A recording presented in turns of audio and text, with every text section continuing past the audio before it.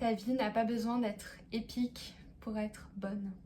C'est le sujet que j'ai envie d'aborder dans cette vidéo après avoir regardé d'autres vidéos de personnes dont je vous mettrai les liens en barre d'infos qui expliquaient que leur vie était boring, voilà, c'était des youtubeuses anglaises, mais que c'était des belles vies pour autant. C'est vrai qu'avec les réseaux sociaux ou juste depuis notre enfance, adolescence, on nous a souvent dit ou fait comprendre au travers de nos parents, de nos amis, du marketing, de la publicité, plus tard des réseaux sociaux quand ceux-ci sont apparus, que avoir une belle vie, c'était une vie remplie, une vie faite d'aventures, de voyages, d'expériences incroyables, de plein d'amis, de plein de rencontres, d'un super boulot. On nous a un peu bourré le crâne avec des informations de ce genre. On peut être influencé par ces images-là d'une vie qui est censée être la vie parfaite, live your life to the fullest, la remplir de plein d'expériences. Mais ces expériences-là ne sont pas les mêmes pour tout le monde. Voilà, ces expériences-là, ça peut être lire un très bon livre au coin du feu, comme sauter en parachute. Mais il n'y a pas une échelle de l'expérience qui est la meilleure par rapport à l'autre et celle qui fait que vous avez une meilleure vie parce que vous avez fait le saut en parachute ou parce que vous avez lu un livre au coin du feu. Ce que je veux dire, c'est que, surtout avec les réseaux sociaux, on a tendance à croire que une vie réussie, c'est une vie, voilà, on va faire le plus de choses possible, on va voyager aux quatre coins du monde, on va monter sa start-up dans la tech, on va sortir tous les week-ends, faire la fête. Ces images qui nous viennent en tête de ce qui est censé être une vie réussie.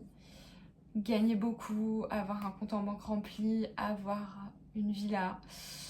Mais en fait, la réussite, ce n'est pas juste un seul schéma de vie, même si on a tendance à nous proposer celui-là. La vie réussie, c'est la vie qui vous correspond. Une vie réussie peut être ennuyeuse aux yeux d'autres, et c'est ok tant que c'est celle qui vous correspond en fait. Ce que je veux dire par là, c'est que j'ai souvent culpabilisé de ne pas assez voyager, de ne pas assez sortir, de ne pas avoir une énorme bande d'amis, de ne pas avoir toujours un agenda rempli, de ne pas avoir forcément un super salaire, de ne pas aimer les activités à sensations fortes, d'être quelqu'un d'introverti, de plutôt sage, qui n'a pas des ambitions démesurées.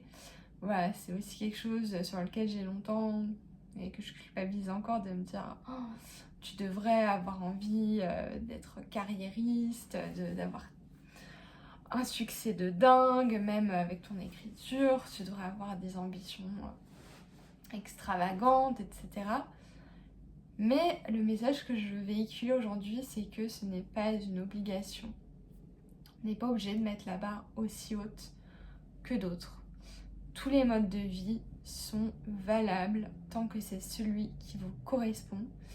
Et si votre mode de vie, c'est de ne pas beaucoup voyager, de ne pas les sauter en parachute, de voir vos amis une fois par mois, de préférer passer une soirée avec votre tisane et votre bouquin que vous adorez plutôt que en boîte de nuit, et bah ça fait pas de votre vie une vie moins trépidante que celle des autres. Alors ne prenez pas mal mon message si vous êtes justement dans le cas où vous êtes une personne extravertie qui fait énormément de choses et qui a besoin de ça pour se sentir bien et de se sentir complet et de se sentir heureux. C'est génial pour vous. Ce que je veux dire, c'est que je m'adresse aux autres et à ceux qui peuvent culpabiliser puisque c'est ce qu'on nous envoie dans la tronche le plus souvent au travers de la publicité, des magazines, des réseaux sociaux, surtout des réseaux sociaux.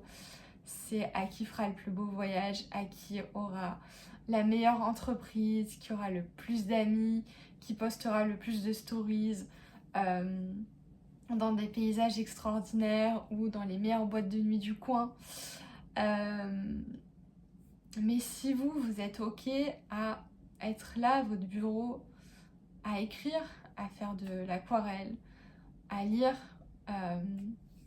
à juste préférer retrouver vos amis pour aller boire un thé, pour aller bruncher sans forcément aller dans des soirées extraordinaires, ou que vous aimez le faire, mais voilà, de temps en temps, c'est ok aussi.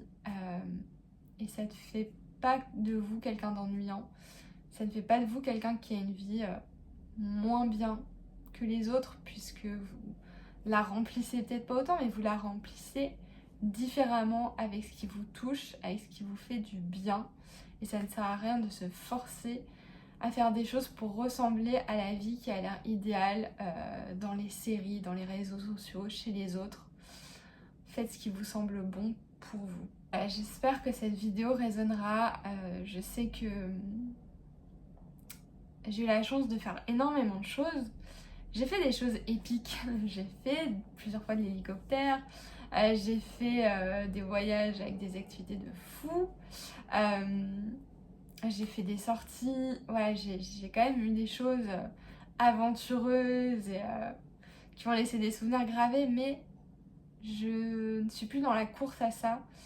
Ou du moins, j'essaye de me dire, bah, si tu ne fais pas ça tout le temps, c'est ok, c'est pas grave, ça fait pas de toi quelqu'un de moins intéressant et qui a une vie moins trépidante. Qu'est-ce qu'une vie trépidante en fait? C'est celle qui vous apporte le plus de choses, c'est celle qui vous comble. Une vie trépidante, ça peut être pour vous rester assise sur votre canapé à écrire un roman dont vous rêvez. Une vie trépidante, ça peut partir aux quatre coins du monde avec son sac à dos en solitaire. Une vie trépidante, ça peut être bibliothécaire. Une vie trépidante, ça peut être commercial et voyager dans plein de pays parce que vous devez vendre un produit. Voilà, en fait, il n'y a pas de bonne définition. La bonne définition, c'est la vôtre.